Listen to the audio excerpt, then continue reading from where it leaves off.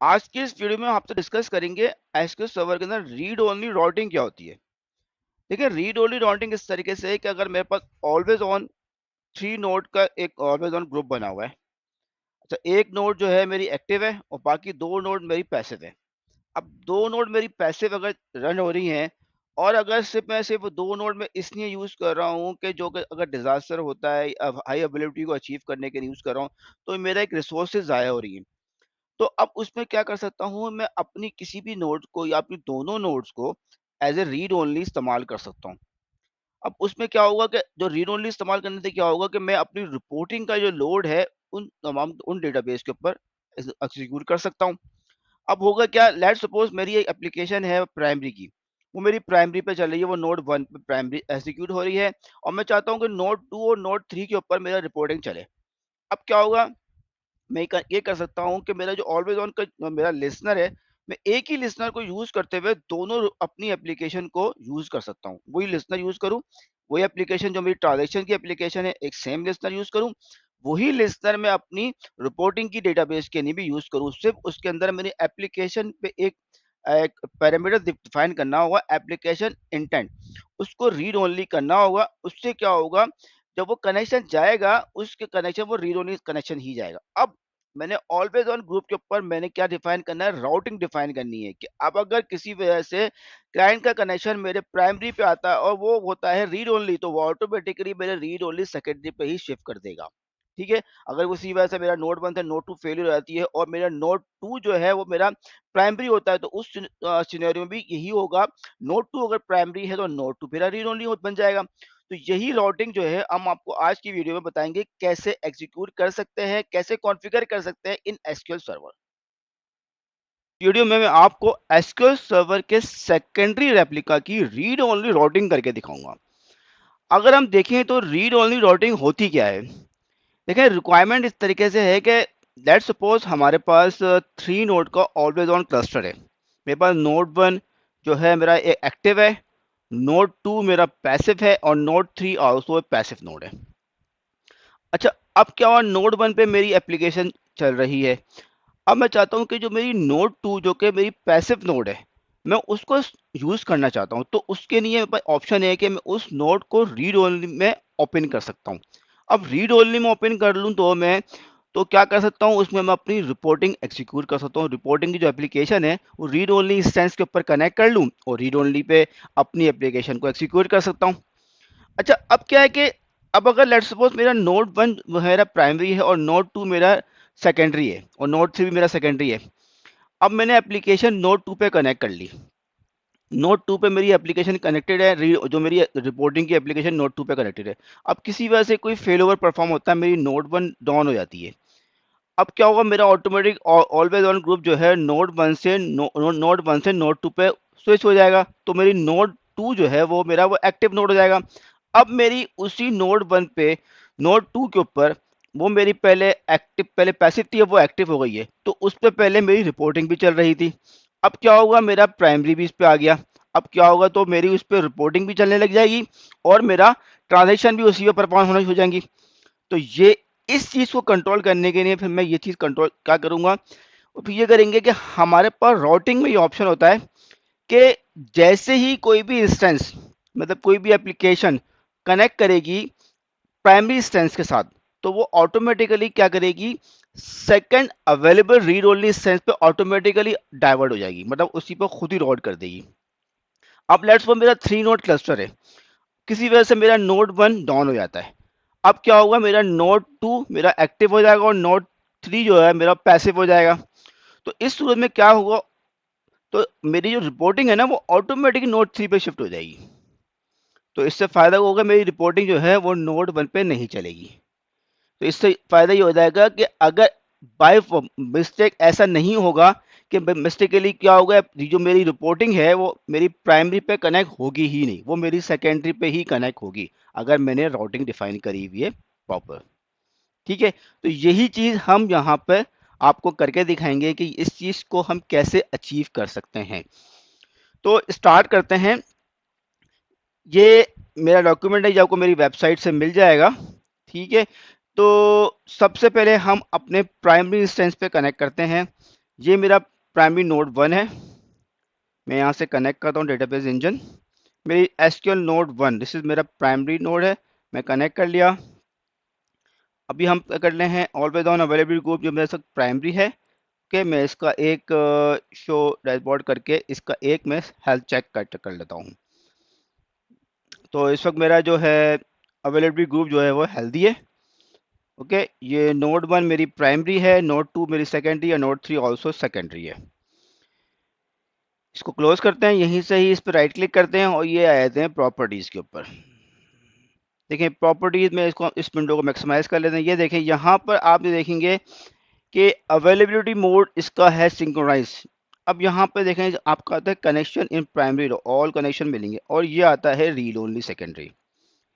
यहाँ पे अभी इस वक्त मेरे ये तमाम की तमाम जो नोड्स हैं वो रीड ओनली पे ओपन नहीं है, ठीक है। यहाँ पे इसको हम रीड ओनली पे कन्वर्ट करेंगे, ओके। और दूसरा है रीड ओनली राउटिंग।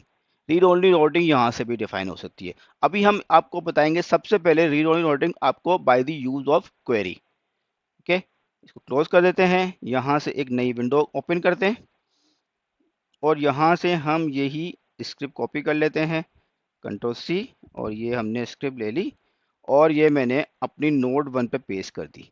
देखें सबसे पहले क्या कर रहा है, नोड 1 पे मेरा, ये मेरा अवेलेबिलिटी ग्रुप है SQLCL। देखिए ये SQLCL मेरा अवेलेबिलिटी ग्रुप का नाम है। Modify replica node 1 with secondary role allow connection read only. Secondary role पे जब होगा तो उसको कनेक्शन जो है हमने कर दिया रीड ओनली कर दिए, ये इसको रीड ओनली में कन्वर्ट हो जाएगा। वैसे ही मैंने नोड 2 को भी यही काम करूंगा, इसको भी रीड ओनली में कन्वर्ट हो जाएगा, वैसे ही नोड 3 भी रीड ओनली में कन्वर्ट हो जाएगा।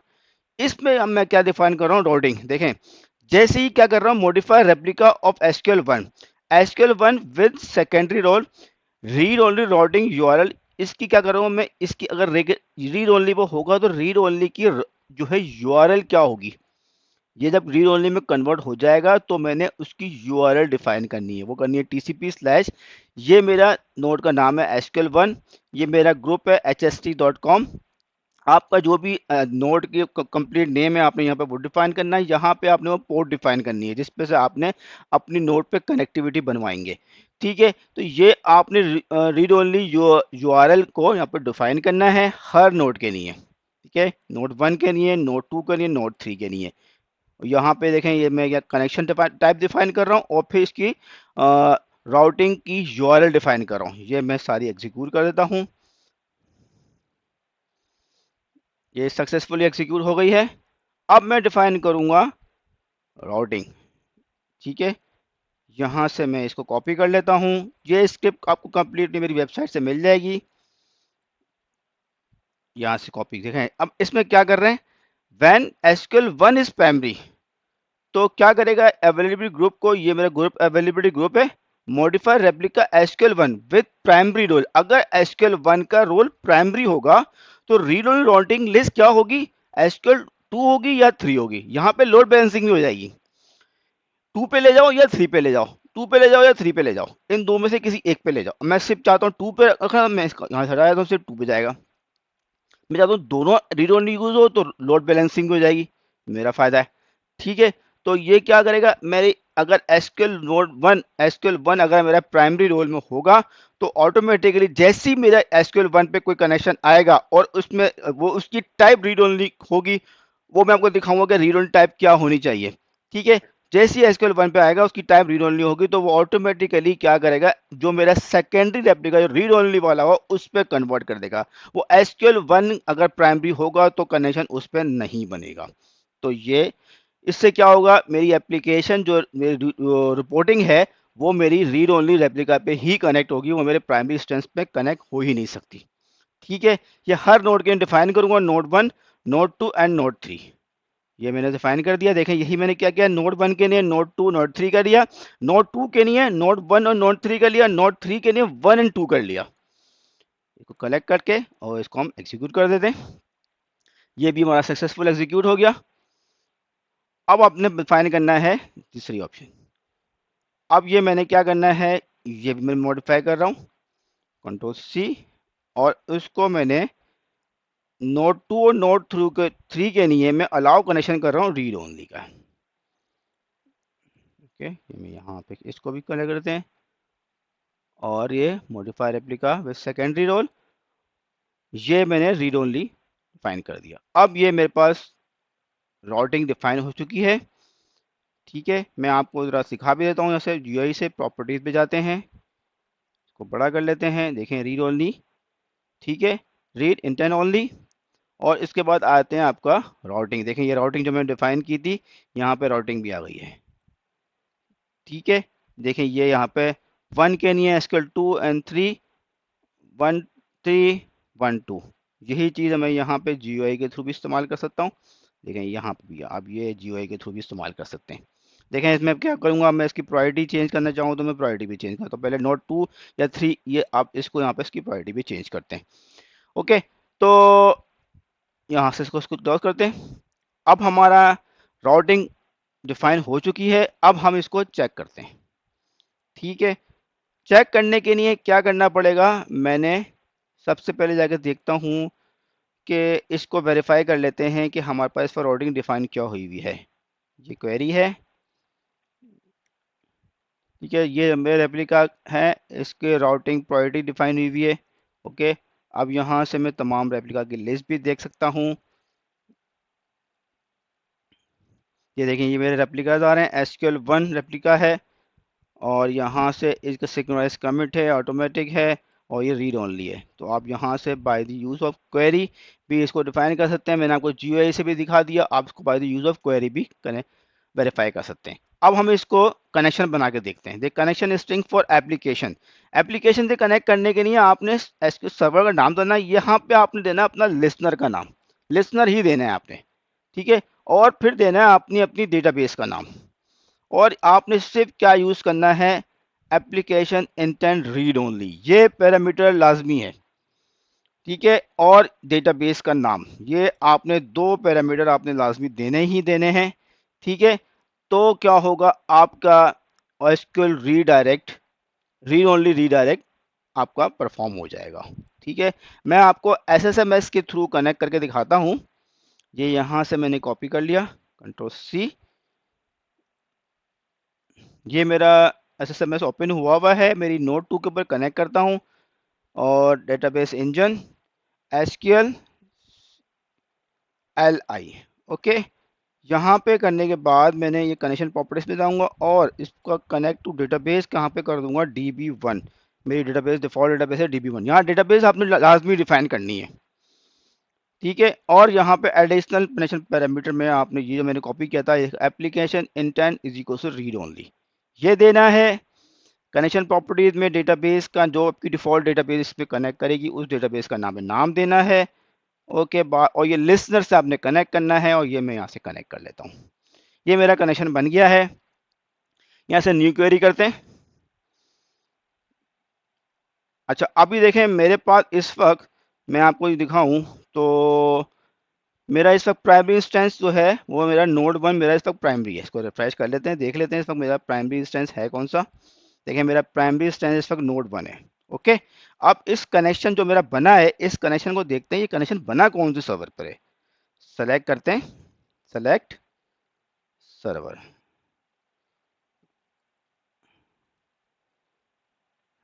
देखें ये नोड 2 पे बन गया। ठीक है, नोड 1 पे मेरा लेके नहीं गया, तो कनेक्शन कहाँ गया, मेरा नोड 1 मेरा प्राइमरी था। अब मैं यहाँ पे एक टेबल क्रिएट करता हूँ, क्रिएट टेबल टेस्ट 1 2 3 4। ओके, 5 कर लेते हैं, और ID न्यूमेरिक। ओके, एक टेस्ट टेबल क्रिएट करके देखते हैं क्या ये टेबल क्रिएट हो रहा है। देखें एरर क्या आया, fail to update database DB1 because the database is read only. तो देखें ऑटोमेटिकली क्या हुआ, डेटाबेस जो है वो मेरी नोड 2 पे रीडायरेक्ट हो गई।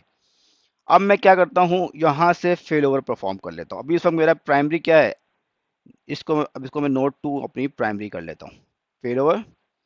ठीक है, और यहीं से ही फेल ओवर किया मैंने, SQL नोड 2 को मैंने प्राइमरी कर लिया। अब मैं नोड 2 से ऑलरेडी मेरा कनेक्शन बना हुआ है, अब मैं उसी को ही प्राइमरी कर रहा हूँ। कनेक्शन कर लेते हैं, नेक्स्ट, फिनिश। और मेरी नोड 2 अब जो होगी वो प्राइमरी हो जाएगी। अब देखते हैं हमारा कनेक्शन कहाँ पे शिफ्ट होता है। ओके, इसको क्लोज कर देते हैं। इसी कनेक्शन पे आते हैं जो कि ऑलरेडी बना हुआ था। ठीक है, अब इसकी क्वेरी को मैं दोबारा चलाता हूँ। देखें जी, नोड 1 पे शिफ्ट हो गया। ठीक है, कुछ भी नहीं हुआ, आपके लिए ट्रांसपेरेंट है। मैं दोबारा कराता हूँ, फिर ही आपको बता दिया। तो अब क्या हुआ, भी ट्रांसपेरेंट है। ये क्या करेगा, आपको रीड ओनली सेकेंडरी रेप्लिका से ही कनेक्ट करेगा, आपको आपका कनेक्शन प्राइमरी पे लेके ही नहीं जाएगा। तो गलती हो ही नहीं सकती, क्योंकि इसके गलती का चांसेस ये है ना कि लेट्स अगर आपको पता है कि रीड ओनली डेटाबेस है और आपका वो इंस्टेंस प्राइमरी पे कनेक्ट हो जाता है, वो डेटाबेस रीड राइट पे, और आपसे हो जाता है गलती से कोई ऑपरेट टेबल में डेटा इंसर्ट हो गया, तो ये तो गलती के चांसेस हो गए। तो इस चीज़ को हमने सॉल्व करने के लिए ये ऑप्शन एसक्यूएल सर्वर में बड़ा बेहतरीन ऑप्शन है, तो इसको आप यूज़ कर सकते हैं। तो हमने successfully read only routing configure भी करी और उसको हमने टेस्ट भी किया।